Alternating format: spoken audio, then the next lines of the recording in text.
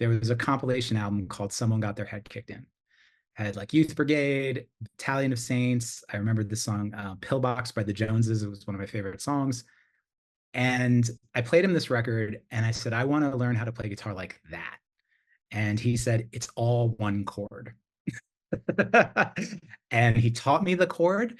And I said, thank you for your help. I'll be on my way.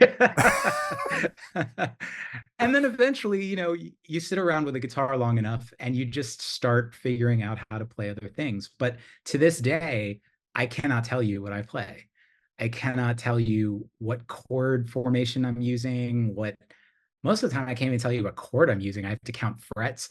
Like I sometimes I wish that I knew a little bit more than I did, but then I also feel like there's something about that lack of training that makes me rely so much on intuition and creative expression that I feel like the things that I've made would not sound the same had I been trained.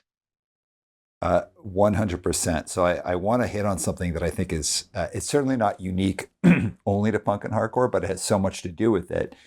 That idea that you don't need to have a formal background in something or a record label or any kind of like infrastructure around you to do something, and to actually do something that can change people's lives, or at least change yours, of great meaning.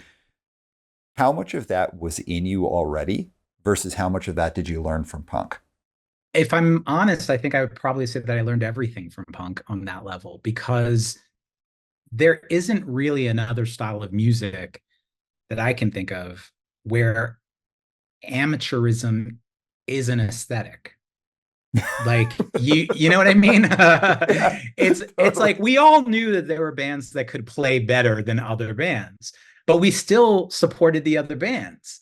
And I Yeah. think that that's something that, even as hardcore progresses and has gotten so big in recent years, I just don't want to ever lose that, because that is what creates the open door for people to come in and get better and develop and figure out who they are, both as amateurs and later as at least competent musicians. I wouldn't say I'm an expert, but I'm competent.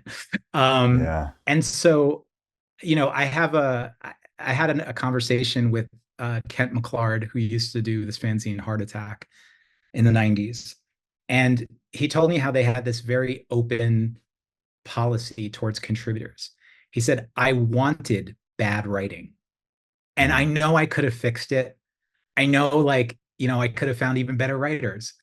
But I was like, somebody has to allow these people a chance to start. And I wanted to be that. And I just thought that was like really beautiful.